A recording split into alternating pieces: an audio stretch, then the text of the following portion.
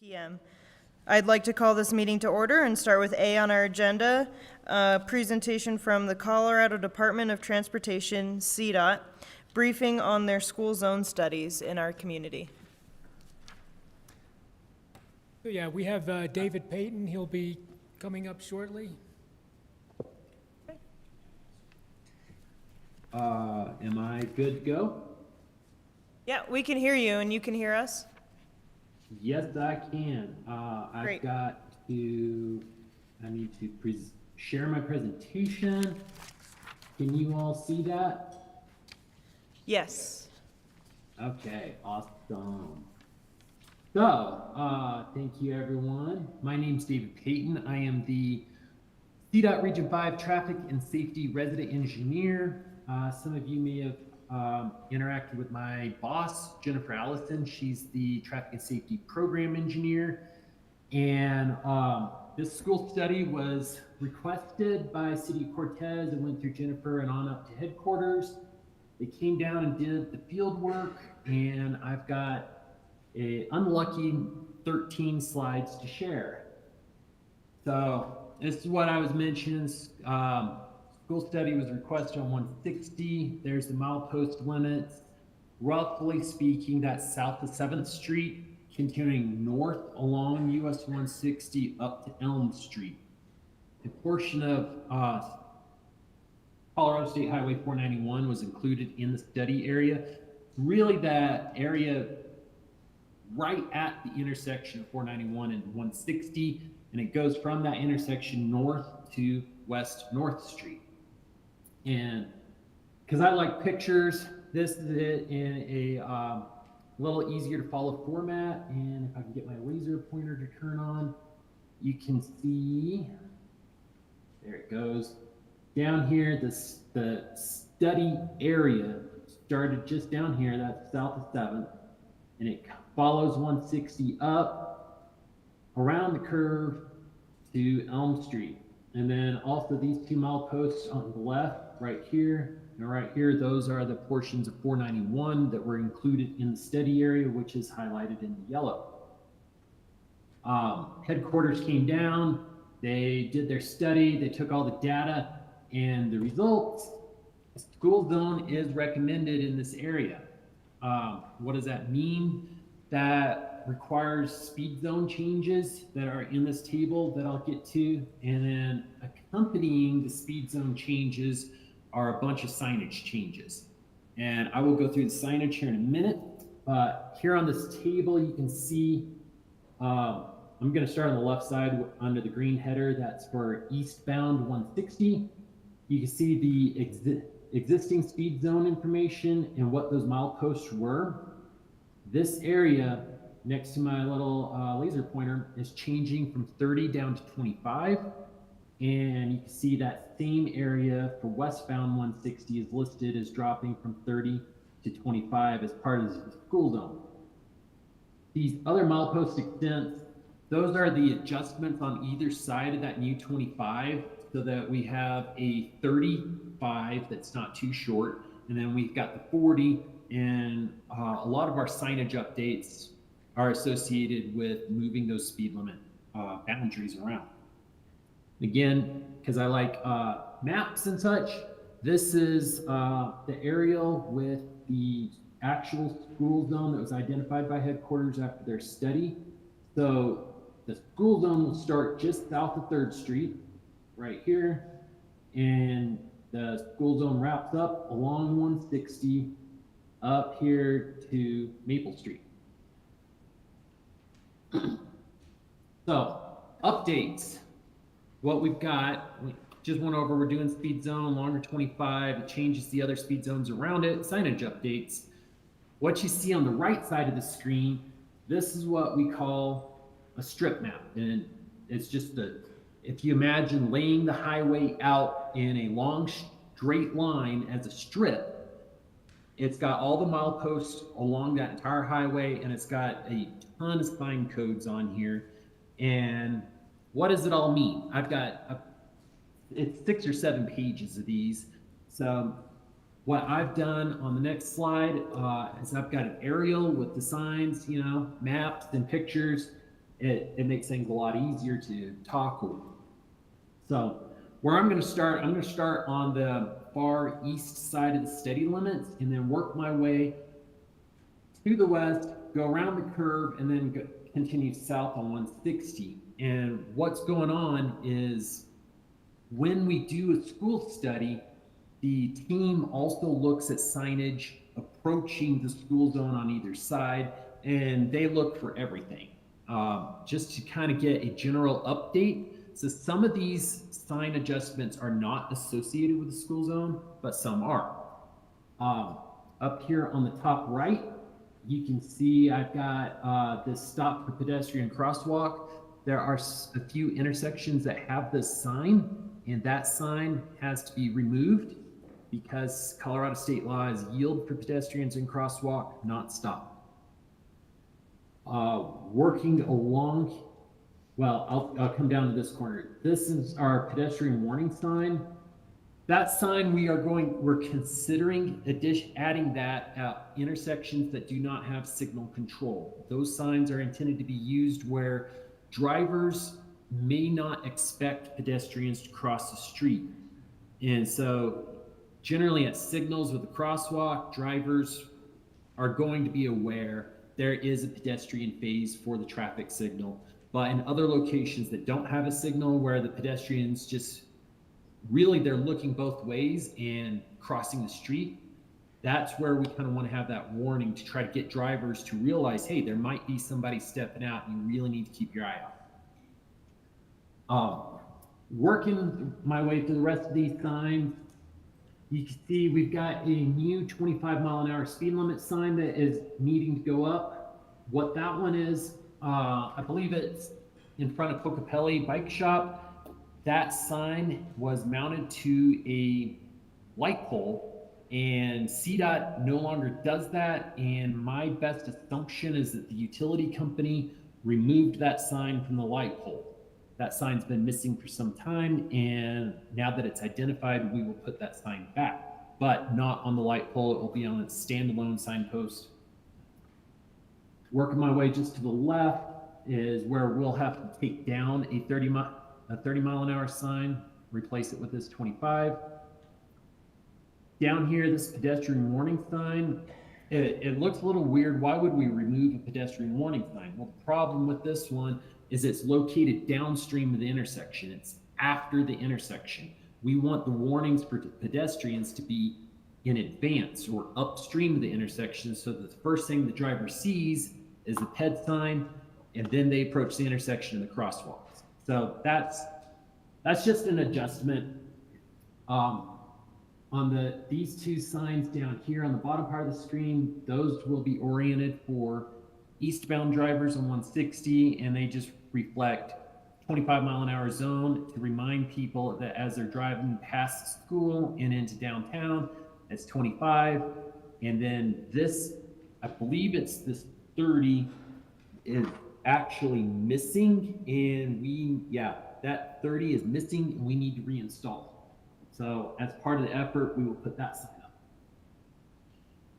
On to the next slide. This is getting into the curve where 160 and 491 come together. That's where you can see our first school zone sign, school ahead. Then we've got the school speed limit 25 and the fines double plaque.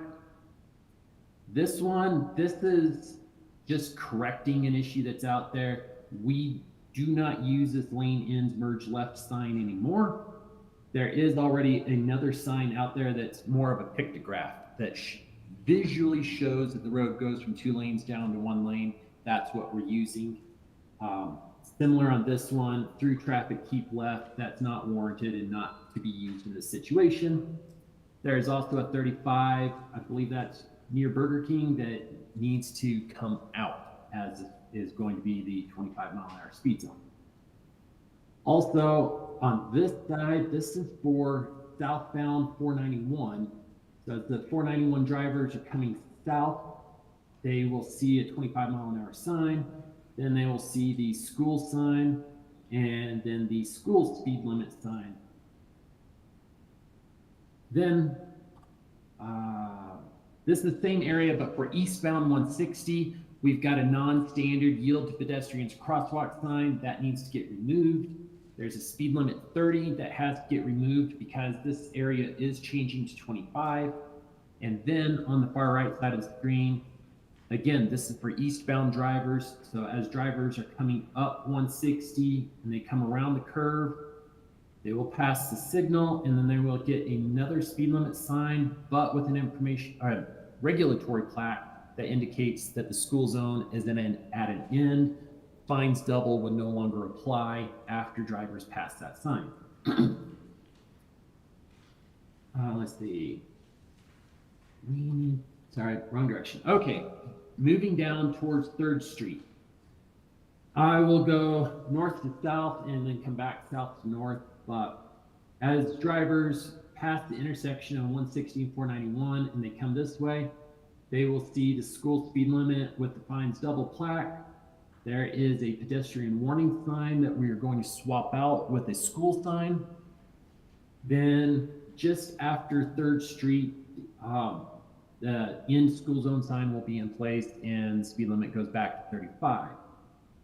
On the other side of the highway, as you're coming north and approaching 3rd Street, we're going to have the 25-mile-an-hour speed limit sign, then the school ahead sign, school speed limit and fines double plaque, and then of particular interest, it's a little bit more complicated, the area right at 3rd Street where there is the existing rectangular rapid flashing beacon or RRFB, the actual signs on that, we're going to take down the pedestrian warning signs and then put up the school signs. The light bars at the bottom will stay the same, the operation will stay the same. People have, and that is a critical thing, people have to push the button in order to turn the lights on. There is an unfortunate urban legend, if you will, that says that the buttons don't actually do anything. They do. They are wired up and you have to hit the buttons, turn the lights on, and then look both ways and cross. Next slide is a little bit further south. On the left side, it's not associated with school zone. We just need a sign to indicate that the divided highway is coming to an end and the lane, basically there won't be a median and vehicles will be right next to each other. That's oriented for southbound traffic. For northbound traffic, we've got a new 35 that needs to go into place and an associated 40-mile-an-hour speed limit that will have to get removed. Then the next thing that I'm sure everyone's curious about is timeline. So yeah, we need the new signage. My staff will put together all the internal forms to start the work and get the work orders going this month. Sign fabrication is done up at headquarters. The unfortunate part is that our sign shop is heavily backed up and it's going to take basically winter of 24-25 for them to fabricate all the signs. Utility locates are going to be done in the spring of 25. That's going to be after the snow's down and melted away and the days are getting back to where we can actually do construction work. Then the installation is anticipated spring or summer of 25. Those timeframes may shift some depending on where our order gets in with the sign shop's queue. Right now, I've got other towns, Lahara, over on the east side of the region. They've been waiting for some signs for probably 6 months. Center, they want some no parking signs, and it's been 3 or 4 months since we've ordered those. So that I'm just trying to give you all a realistic idea of what's going on. Those signs may take a while to get here, but once we get them, CDOT is responsible for doing the utility locates, the installation, all the labor, everything's on CDOT, and then we will have the signs in place. So at this point, any questions or comments?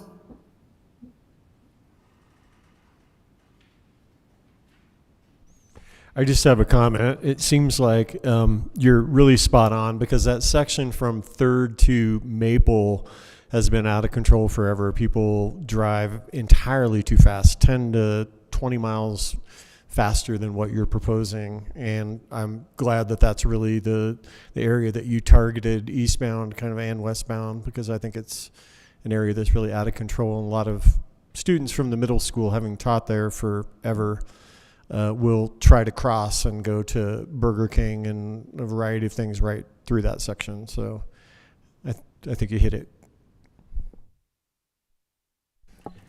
I had a question on the Park Street to Linden section. It says consider adding at intersections without signal control, the yield walker, the green sign. Is CDOT considering that, or is that something the city should consider? What is the that's process CDOT. on those? That is CDOT, okay. Yeah. Do you All know- signs on the state highway system are CDOT. Well, do you know what we would need to do to have CDOT consider adding those? Oh no, we are considering them. That's part of what we're doing. That's part of this process. So what my team has got to do when we're putting together our order forms and whatnot, we will go through here and we will look at all of the unsignalized intersections, look at sight lines, and really look at the context of downtown. It doesn't really make a lot of sense to have a pedestrian warning sign in between two sets of signals where drivers are already primed for pedestrians.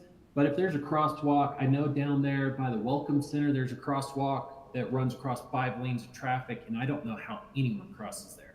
But those areas where there is not a signal, we are looking at those signs. Okay, thank you.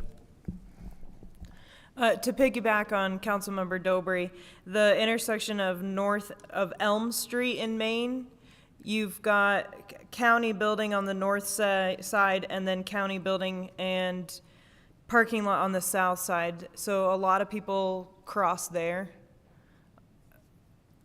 And it is just 1 block west of a signal, but a lot of people cross there. Okay. At Elm you Street. said? Yeah, Elm. Do people cross at Linden too? Yeah. Yeah, And and Washington Street's another one that doesn't have a signal, but there's a crosswalk there, and it's pretty sketchy to walk across. Okay. Yeah, we will visit all of the crosswalks through here, and particularly the ones that aren't at traffic signals.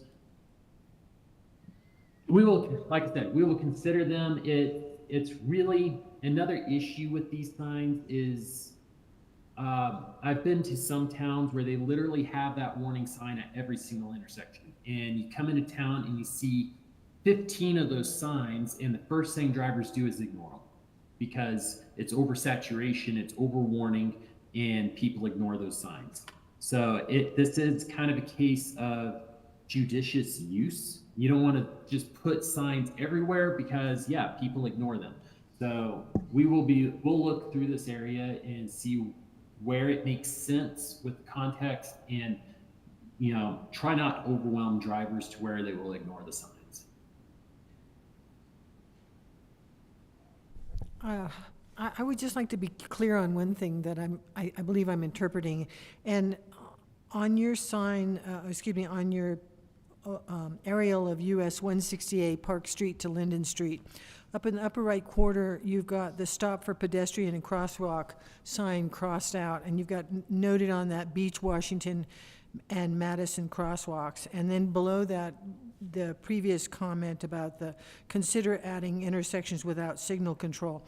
So I'm assuming from what you're saying here that you're going to go ahead and take that stop for pedestrian and crosswalks off Beach, Washington, and Madison, and then you're going to consider putting this other green man walking?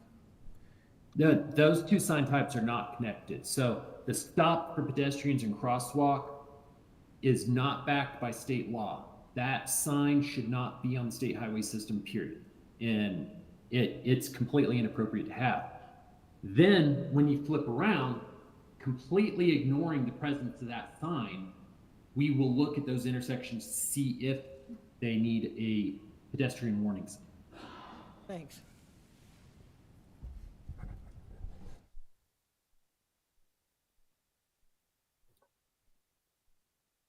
Anything else?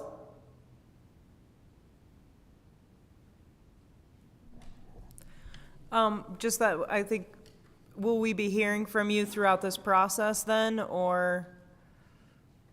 Yeah, we could certainly send updates periodically as we get updates. Like I said, October this month, we will be getting the forms sent in and push up headquarters. And honestly, once we send them up, we don't hear anything until the signs are done. So I can pester our sign shop to see if they'll give me updates. And like I said, generally those are, well, your number whatever in the queue, and we'll get to you. But yes, we can keep you apprised as we go along. Thank you. Yep. And then I assume you coordinate with local law enforcement for speeding, or, for the change in speed? I have no contact with the Cortez Police Department, and I'm hopeful that Brian or Kevin, etc., City Cortez can coordinate with Cortez Police Department. I mean, they should be able to see that the new signs are up, but yeah. Okay. And we've got our chief in the room, so. Okay, good.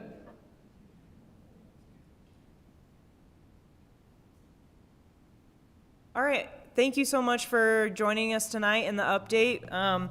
There's been a lot of community worry about this section of road, so we're glad to see some safety precautions put in and the speed limit reduced. So thank you.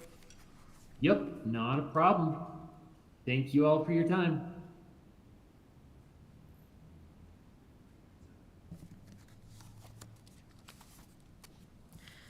All right, we'll move on our agenda to B, Water Rate Discussion Part 2, presented by Director of Public Works Brian Peckins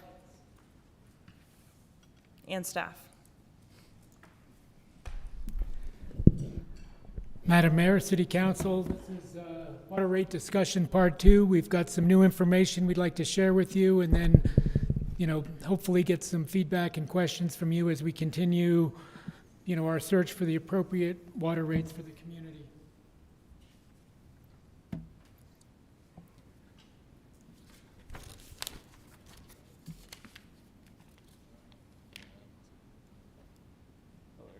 Okay. Historical production of the water treatment plant. As you can see there, the main takeaway from this slide is that we've had a pretty good reduction in water production over the last 5 years, primarily due to voluntary water restrictions and other water conservation initiatives that encourage city residents to reduce their water usage. So as a city, we are doing a good job in reducing the amount of water that we're using. Next slide. And we're still in the process of assessing the actual cost and developing a corresponding water rate structure based on these costs.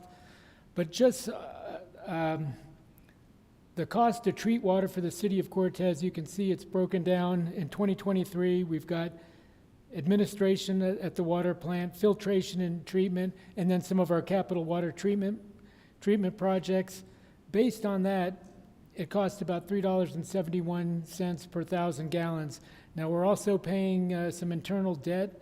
When you add that in there, it becomes $4.26. But we're still, in our budget this year, we've got a water line master plan. And so sometime during 2025, we'll get a better handle on how much it'll cost to replace our aging water lines. Next slide.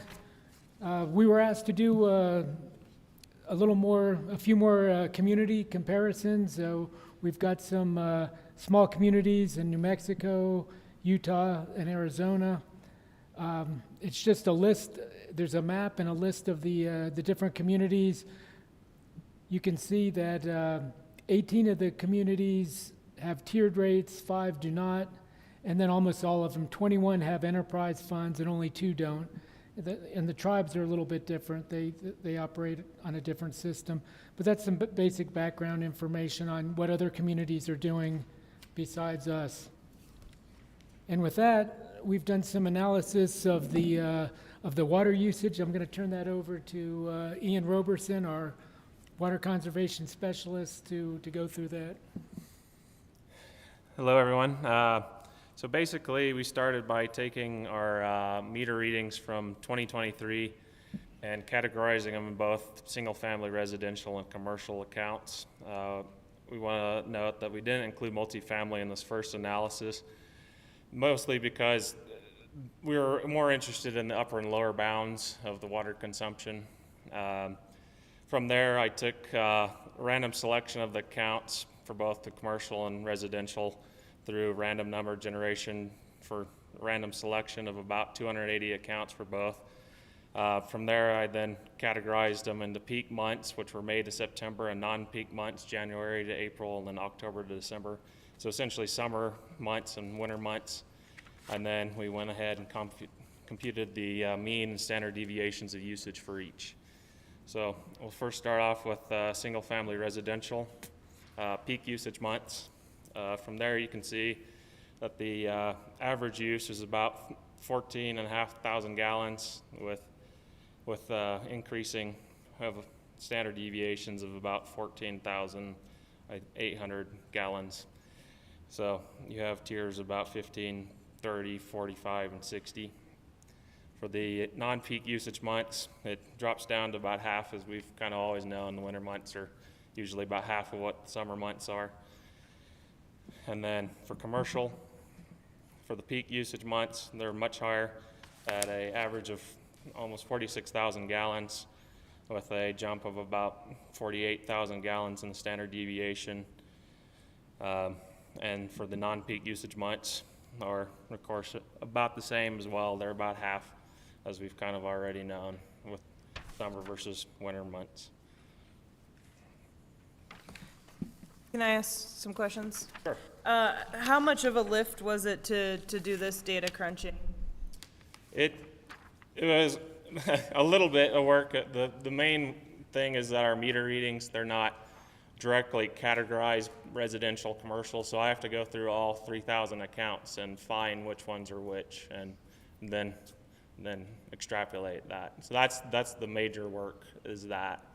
Okay, just because I was wondering if you could do this analysis for like the last 5 years, because 2023, we're coming out of a really wet winter, and then it was a wet summer, and so we're looking at like probably one of the wetter years for data. I mean, looking at this peak residential, it looks like one of the highest gallons used was only at the 60,000, when we had people earlier this month who were using 75,000 and more gallons a month. So I just feel like I appreciate this, and this is a good representation, but I want to take a few years into account, like drier years and wetter years, just to kind of really understand what that average is. Yeah, we most definitely can. It's just a matter of pulling all of our meter readings, and once we have that, it's Okay. same analysis. Is there a way to improve that meter data? Well, other than going all the way to full on, what's it called? You have to go to smart meters, Yeah, smart meters. which smart meters have their own. Sorry, I'll stop muttering in the background. So the current meters we have a mechanical mechanism that takes a real measurement, and other communities, they've gone to smart meters where it's basically a magnet in it that determines it. And while those can be more accurate, some of the communities on the Front Range that have switched to those meters have been seeing some anomalous spikes in usage that they can't explain, which has turned into abnormally high water bills for residents. Eaton, Colorado is where they were dealing with that most recently. So I don't know if the technology is to a point where we would want to consider implementing a mass changeover like that. I think what we might want to do is focus on what we have and just kind of dial down on the numbers a little bit just to make sure that the data we do have is accurate. And I think we'll be able to rely on that data more readily than if we tried to switch over all of our meters. Is switching meters is the only way to like pre-categorize addresses to residential versus commercial or accounts? No, I think you're spot on, Mayor. I think if we recategorize our existing meters rather than switching over to new meters, we can get improved accuracy out of the meters that we already have just by doing administrative recategorization as opposed to replacing the meters themselves. Okay, and I don't expect you to do that for historical data, but it seems like that would be a good thing to have moving forward so that this data is easier to generate and understand. And I just wanted some clarification on this sample and this chart that we're looking at. Is this 200 out of 280 randomly selected residential or single-family? This is randomly selected 280 accounts out of almost 2,200 accounts. 200, okay. So, out of 2,200? Correct. So what percentage sample is that? Where's Matt? A little over 10%. 10? Yeah, I feel like I would like to see a larger sample put in there. Usually we do like 10% per 1,000 or so, so like 25 or.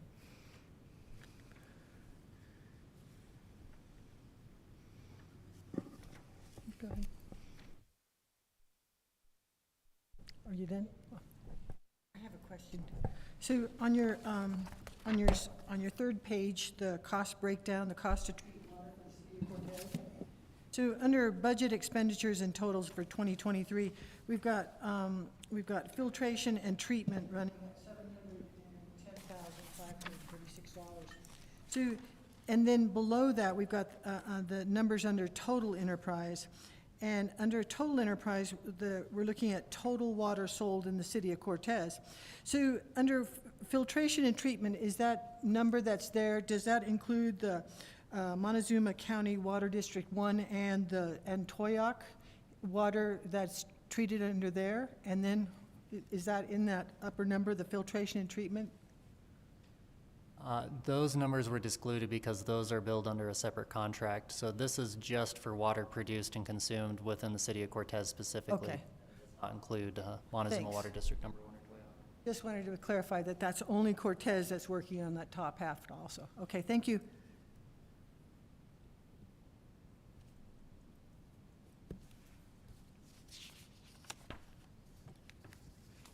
Can I ask what the next phase, this is your second presentation to us, and I really appreciate it. But what's, do you have another one planned, or what sort of? We sure do, council member. And next, now that we have been able to identify what it costs us to treat 8,000 gallons of water, and also have to have the adjustment in there, then we can come through and figure out exactly how much we need to charge for water rates next year. And honestly, we're debating on whether or not we even need a tiered rate. We can discuss that later, but we need to have some justification behind that, and we will have some recommendations moving forward. Awesome, thank you. You know, I've got a question regarding that tiered rate. Brian, last time you mentioned that you're required to have a tiered rate for the grants. Do we know that for a fact, or is that? There are some grants that require water conservation implementation and tiered rates, but not all grants. And yeah, so it's.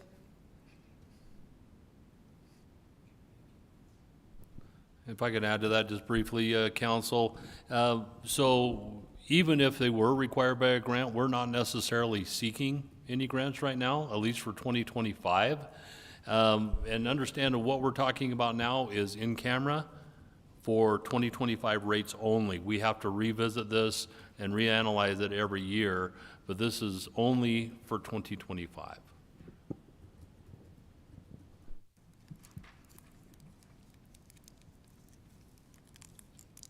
Yeah, because I want to keep having the tiered rate discussion. But if we, if we are going to do a tiered rate, we need to make sure that it's based off the data.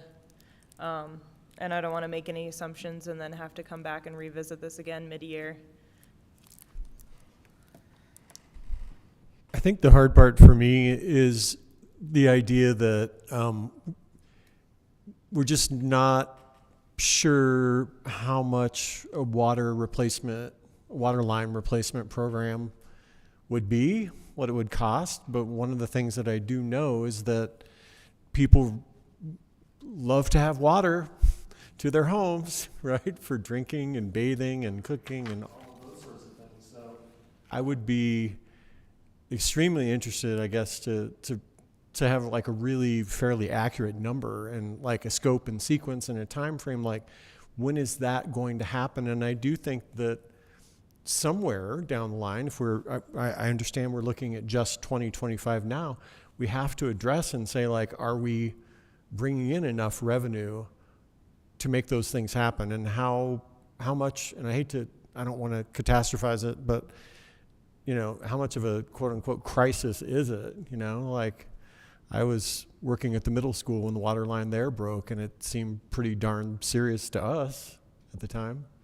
Yeah, and as I mentioned, we have a water line replacement master plan study in our 2025 budget.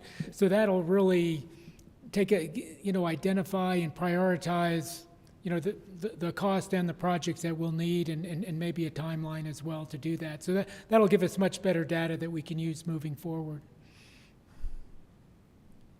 Yeah, I feel like, the thing that's missing for me to bounce off Councilmember Kefauver is like, where's the difference in the numbers and what it costs us to treat the water and what we need to do with the infrastructure and what we're charging now. And that's the data, like, I really need to see. I have a question for clarification. On that same page, the cost to treat water for the city of Cortez, so the base at 3.71 per gallon and the adjusted at 4.23. So I'm not sure I fully understand the difference between the base and the adjusted. I mean, can you? The adjusted includes the payments that we have to make back to the general fund. Okay, thank you.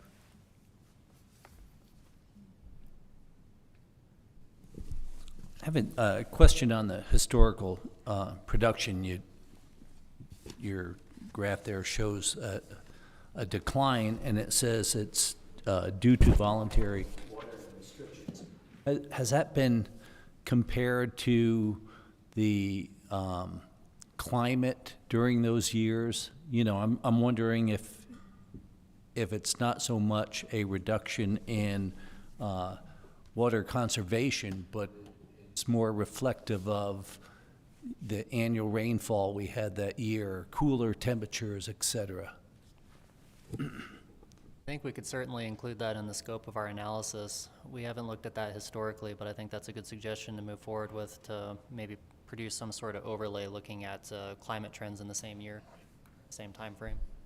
I think that you can look at like individual years, but the overall trend over the last 10 years is going down. So I do think that's kind of conservation efforts. But looking at 2018, that was the year of the 416 fire, the Burrow fire. Like, we had tons of fires that year, and there was a ton of water use that year. So I think that's, yeah.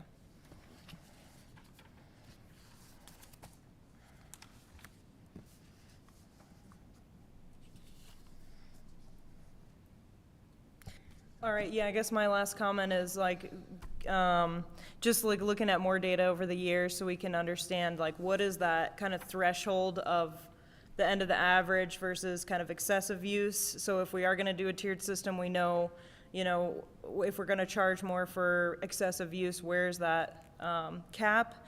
And then playing with the numbers then to match the costs that you guys need to replace water lines, to maintain and upgrade, or any big costs that come with the water treatment plant. Yeah, absolutely. And I'd just like to add, I greatly appreciate the work that you've done so far. And please don't be discouraged with us asking for more data, more questions, et cetera.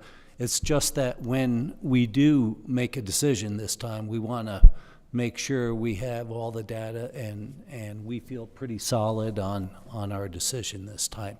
So please keep it up, and I think I'm speaking for everyone here. We greatly appreciate what you've done so far. Thank you. I did have one question. You gave us some, quite a bit of data regarding different cities here on the western slope in comparison. And the two examples of accounts we're looking at are single-family and commercial right now. Those are the two that we're looking at. So do you have much data regarding single-family and commercials in other communities and how they deal with that? Because one of the discrepancies that the community expressed to us during all of this was that they felt that the single-family residents were carrying a lot of the burden in this one. So it would be interesting, I think, for us to get a good picture of how other communities are handling the difference in the rates, or if there is any. Yeah, I don't know, I don't know if we looked at that, but we can certainly, include commercial as well as residential tiers.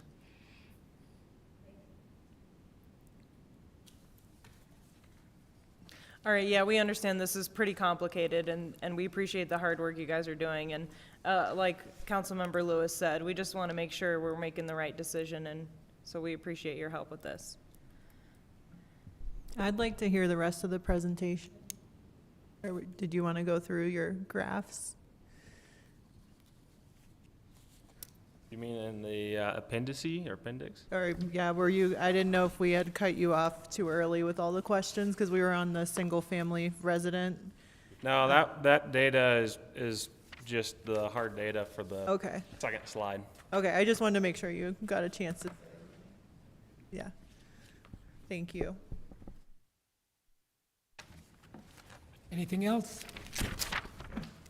Thank you. Thank you. You guys. All right, we'll move on to C on our agenda, general council discussion. Does any council member have an item or topic they'd like to bring up? All right, seeing none, we'll adjourn this meeting and we'll start our regular meeting at 7:30 p.m.